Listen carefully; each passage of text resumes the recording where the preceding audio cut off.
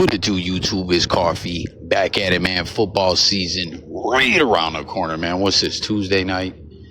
2 days, man. It's I can't wait, man. But most of us, if our teams don't have a prime time game like me and my Bills, we gotta wait till Sunday, right? So peep it, man. Obviously, Stefon Diggs getting traded was a major story, man. And as I've always stated as a Bills fan, like, there was so much hype, like last year for sure, that Diggs was unhappy. We saw his brother, in the Twitter sphere, flunking around and all that, which he had done before, like a year or so before, which kind of like almost helped Diggs get that extension with Buffalo. He even pulled up with Stefon when he signed the deal. But, like, ultimately, I thought it was all just flunkery, nothing real, just the hype. That's all hype. That's nothing, Even when Josh and Steph were arguing, even, like, just all of it, I'm like, listen, man, Diggs is just, he's a turned-up type dude.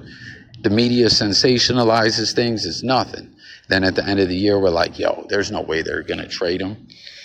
And all the experts told us it wouldn't happen. When it came to cap space and everything, there's no way Stefon Diggs is getting traded. But then he gets traded. We're like, damn, fam, what happened?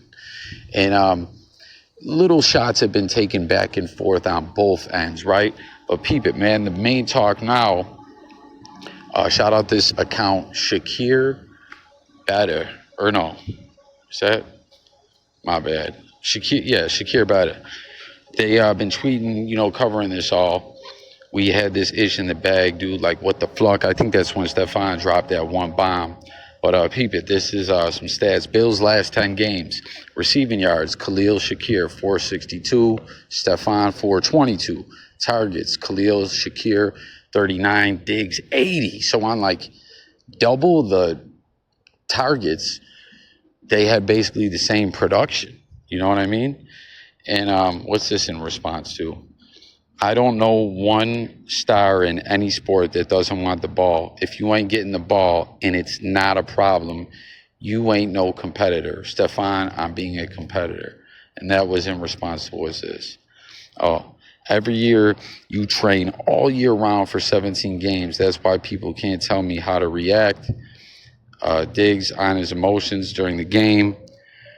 I didn't forget how to play fucking football. Diggs on his dip in production in his last season with Buffalo.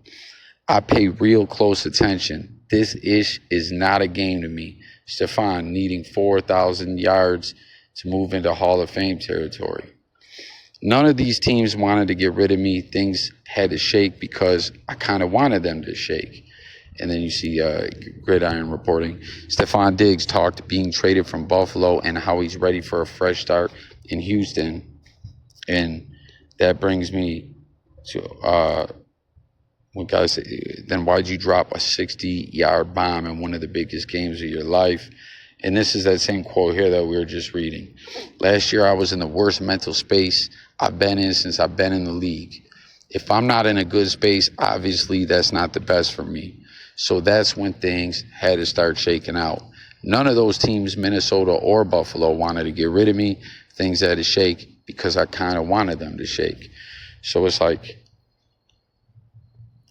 this is the most we're seeing him open more about it. But it does seem indeed like, from what Diggs is saying, he's the one that pushed the issue to get traded. It wasn't the Bills. Because that's what I started thinking. Okay, there ain't no real locker room issues or tension between Stefon and Josh or the team or anything like that, right? We saw that hot mic situation last year. You know what I mean? And we saw, like, the local Bills media, did I say local Bills media kind of taking shots at him. I mean, one individual, that one chick, but, like, I just refuse to believe there was any kind of issue between them. Like that issue we saw in the playoffs, Diggs, like, seemingly tripping on Josh Allen. Like, that wasn't a fight. That was frustration. That was sadness. That was, like, you know what I mean? Like, we saw last year, Diggs, like, help pulls Josh Allen out of frustrated situations when he was down, be there for him. Like, I got a video up on this channel. I'll try to link it in the comments if I can find it, heading into the playoffs. after we fired our offensive coordinator and we just got back at it and turned it around after that Denver game on the holiday, man. A game, even as shitty as we played against a shitty team, we still should have won, but because of a bullshit fluckery during a field goal, we lost. And then after that, new offensive coordinator, we're back at it. We win the division. We go to the playoffs. We win a playoff game. And like Diggs gave this quote where he was taught, like I'm gonna find that joint and pin it. Like he was talking from the heart about the team and about the whole wheelbarrow reference. And it was like, yo, Stefon Diggs' heart is still in this ish.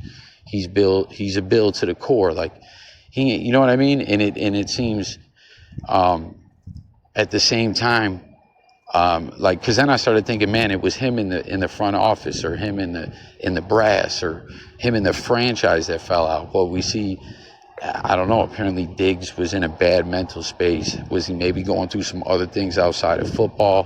Who knows? Because I'm a kind of guy like that as well. Comment if you're like that, man, where if you're just in a bad mental space, some people that's fuel to the fire. That's extra way to succeed. That's motivation. You know what I'm saying? Some people persevere through that stuff, or some people do sometimes, but later they can, or whatever you want to, however you want to look at it, right? But you know, apparently Diggs wanted out, and we ain't even know it, you know. And here we are now. He's talking more about it. Khalil Shakir, the new wide receiver corps. Like, it'd be an interesting season, man. Like, I want to hear from all my, damn, what's going on with the police back here? With all my fellow football fans, BillsMafia, everyone. What do you guys think about this? How do you, like Diggs, you know, elaborating a little more on what happened and all that? Like, let's talk about it. I thank y'all for tuning in. Football is back. If you're new, please join the discussion. That's what this channel is all about, hearing from the people. But also subscribe, because we talk music, news, sports, current events, all kinds of ish over here. And it's all about hearing from the people. We're going to have them live streams where you can call in. It's going to be a lot of fun. But with that being said, let's see what's... I want to see some of the replies here, what people are saying.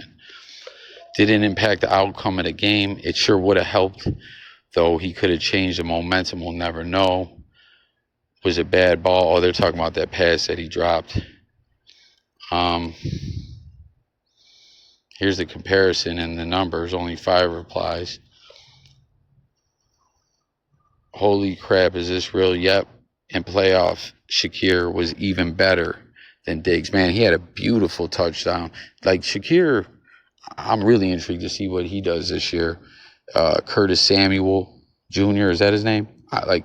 I'm hoping he benefits off. You know how there's like a wide receiver at times that benefits off of mismatches? Like, it just all around is interesting with the Bills, because we're all new, right? Like, Gabe Davis is gone. Everyone's gone. You know, like, we're kind of like almost an unscouted offense, wide receiver corps. Like, it'd be intriguing to see. But I don't know. I feel like Curtis Samuel might have a breakout year, if I'm saying his name correctly. Like, if you watch him, he's a dude that really has the capability to make big plays, but he's just never really had a solid quarterback throwing him the ball, you know? So here we are.